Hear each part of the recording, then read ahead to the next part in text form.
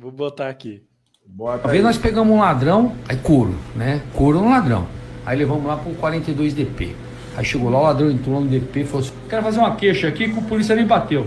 Aquele ali, ó. Ele apontou o dedo de seta pra mim. Falei, eu bati em você? Foi você mesmo. Aí o delegado falou: não, pô, vamos fazer uma providência. Exame de corpo de delito, né, meu? Direito do cara. Sargento, dá pro senhor conduzir ele lá pro exame de corpo de delito? Aí o ladrão já deu aquela olhada assim, né? Ele que vai me levar, doutor? Pô, é ele, porque eu não tenho viatura. Vamos fazer cumprir o seu direito, né? Aí quando nós saímos do DP, ele já falou: sargento, eu tô arrependido de ter falado isso daí do senhor. Falei, então, cara, mas é um direito seu, né, cara? A gente tem que correr atrás dos nossos direitos, né, meu? Aí cheguei lá no IML Central lá, aí o médico falou, não, traz ele aqui. Na hora que olhou, falou, não, esse cara não tem nada. Negativo. Aí voltamos, né, meu? Quando nós estávamos voltando, eu falei, cemitério.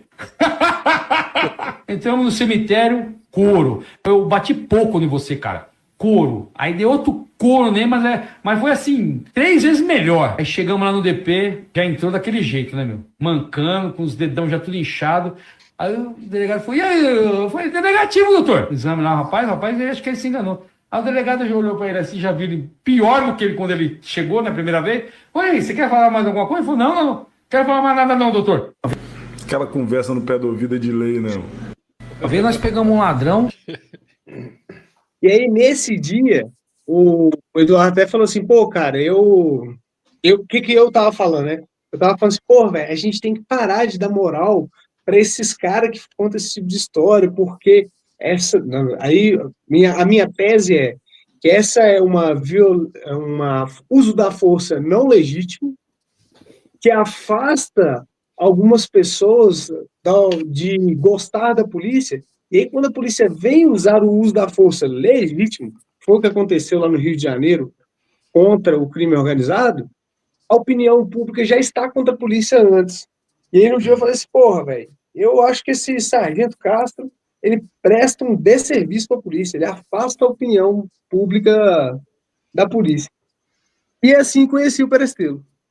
Bom, então, e aqui é a minha oportunidade do meu contraditório, né? Minha resposta. Bom, Direito de resposta, vamos lá. Então, vamos lá. Primeiro, diz que esse tipo de declaração descredibiliza a polícia na hora que a polícia vai fazer uma ação correta, tipo o que aconteceu no Rio de Janeiro. Bom, primeiro, que esse descrédito não existe. É uma coisa que você falou, mas saiu a pesquisa lá que 87% dos moradores de favela, inclusive, apoiaram a coisa. Então, essa coisa aí de que quando a polícia vai tomar uma ação legal, ela fica sem crédito. Como que ela fica sem crédito se ela está com crédito? Então, primeiro que esse fenômeno aí ele não existe, né? A polícia está com crédito com a sociedade. Primeiro isso.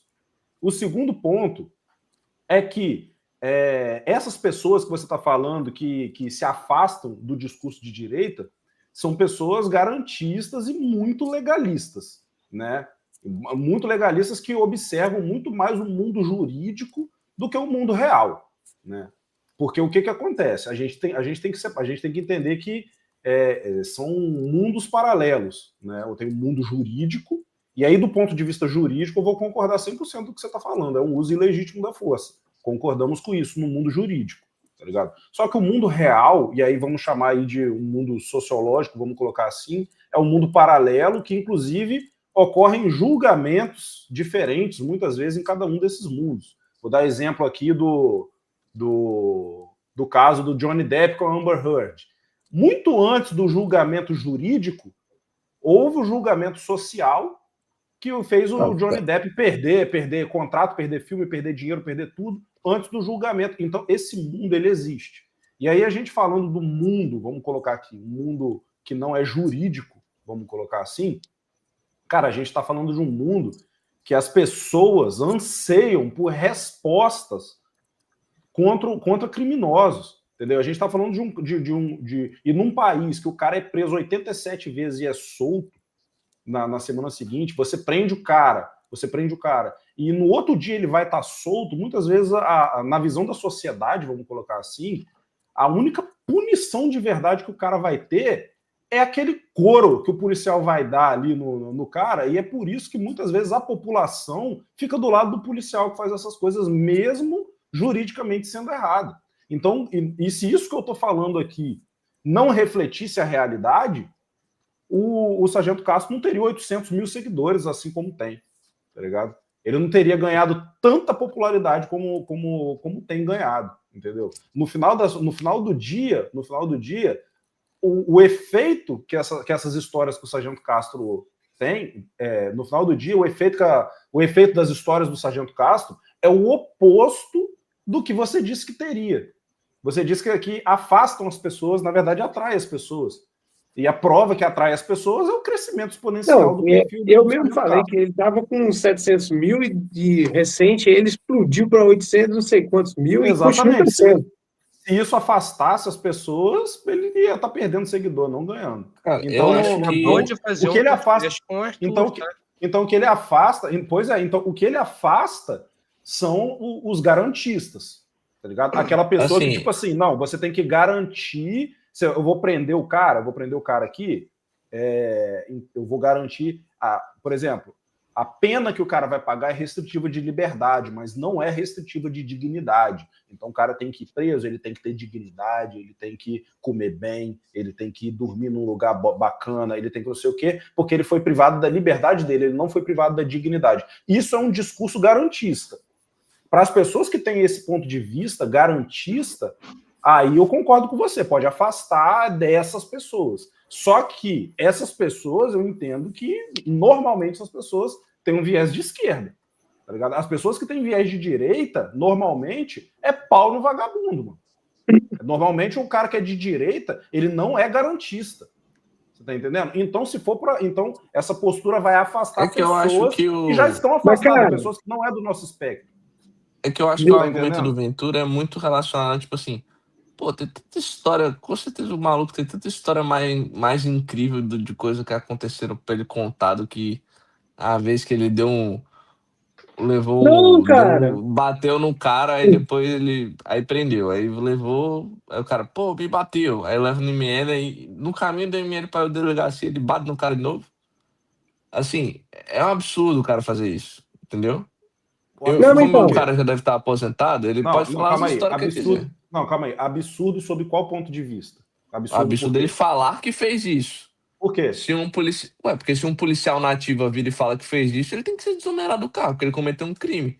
Então, vamos lá. Sabe aquela história eu não tô falando que ele tá errado em fazer isso. Não, eu tô entendendo. Do ponto de vista jurídico, ele tá errado. A gente tá concordando, tá todo mundo do mesmo lado aqui. Sim. Do ponto de vista jurídico.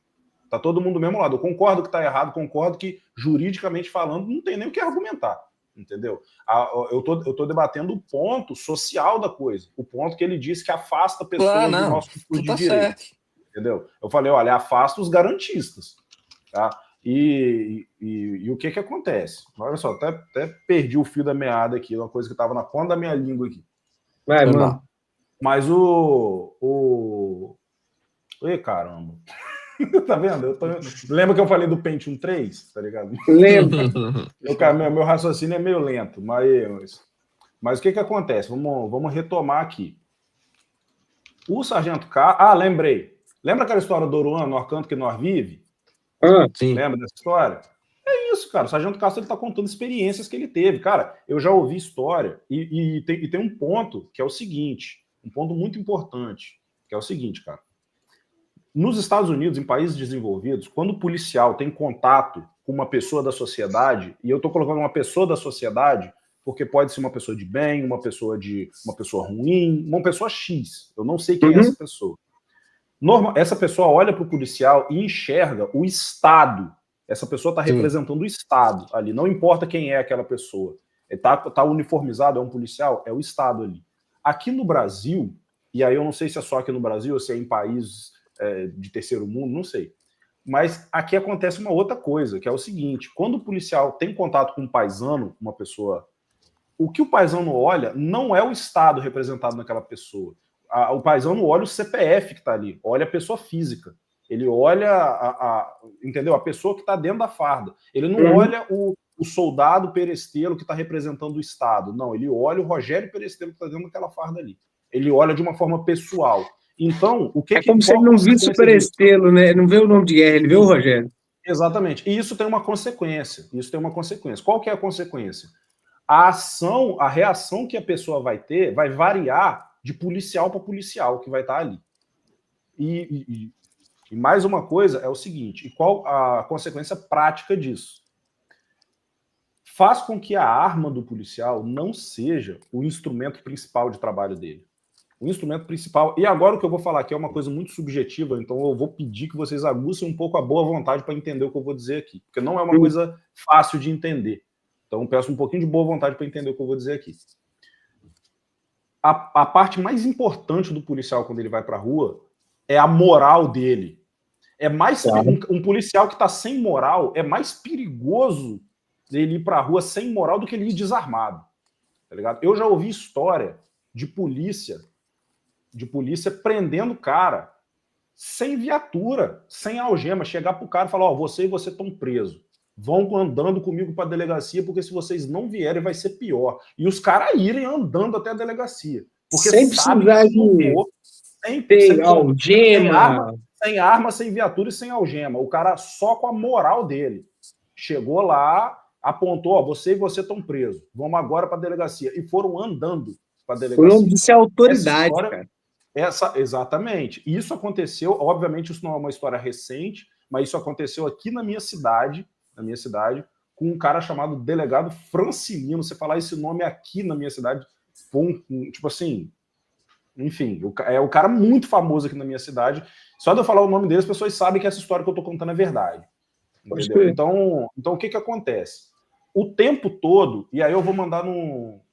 eu não vou ter aqui essa foto, deixa eu achar aqui. Tem uma foto do Exército, cara. Eu te mandei, eu tenho. O Luiz tem essa imagem. A foto dos caras do Exército e os caras fazendo dedinho pros caras do Exército. Manda para mim aí que eu vou mandar pro Felipe. Deixa eu achar aqui que eu vou mandar aqui. Imagem. Vai ilustrar muito bem o que eu tô explicando aqui agora. Que é o seguinte, vou continuar aqui, quando o Luiz me mandar aqui, eu encaminho para colocar aí. Que é o seguinte, o policial, ele tem a moral dele testada a todo momento. A todo momento. E o resultado desse teste para o vagabundo precisa ser que o policial tá com a moral em dia. O resultado tem que ser, cara, não vamos mexer com esse policial não, que esse homem é louco. Se a gente mexer com ele, vai dar ruim pra gente. O resultado desse teste sempre tem que ser esse. Porque se o cara fizer esse teste e o resultado for, mano, esse policial aí tá com a moral baixa, a gente pode ir para cima dele. Já era para esse policial. O pessoal vai folgar com ele, vai para cima dele, vai reagir, vai atacar ele. Já era para esse policial. Tá entendendo o que eu tô falando? Então, não, cara, eu tenho exemplos disso no meu trabalho. Por exemplo, o Corpo de Bombeiros está ali fazendo... tá com os cones, fazendo um desvio do trânsito, só para entrar no negócio da moral.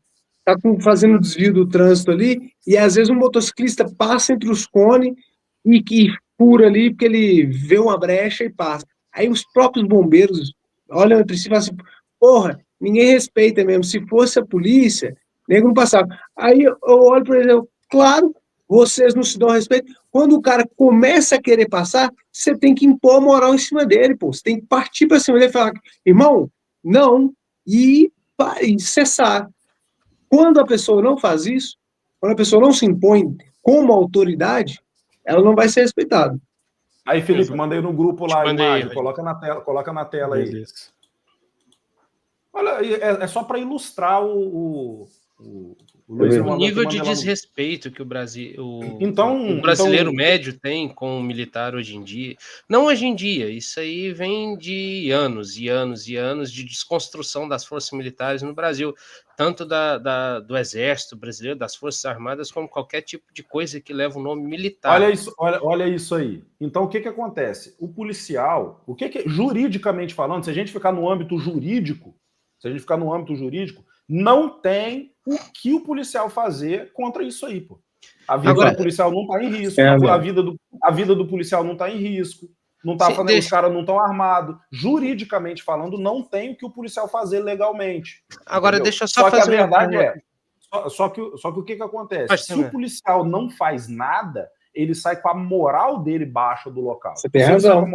Ele sai com a moral dele baixa do local, a próxima vez que ele retornar nesse lugar aí, já vai estar espalhada a notícia que, mano, esse policial aí não tem moral não, mano. Esse policial aí, mandaram ele tomar no cu, fizeram pintaram o caralho com ele e o cara não fez nada. Então, as histórias do Sargento Castro, pelo meu ponto de vista, é tudo o seguinte, são pessoas atentando contra a moral dele e ele dando uma resposta a esse atentado contra a moral dele. Então, o cara lá do vídeo, ô delegado, eu quero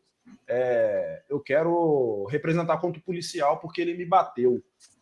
Imagina se acontece tudo, não, beleza, aí o policial é processado lá por lesão, não sei o quê, tudo certo, não sei o que lá. No outro dia, aquele cara é solto, ia voltar lá pro buraco que ele saiu, contar essa história lá, tá ligado? Que fudeu com o policial.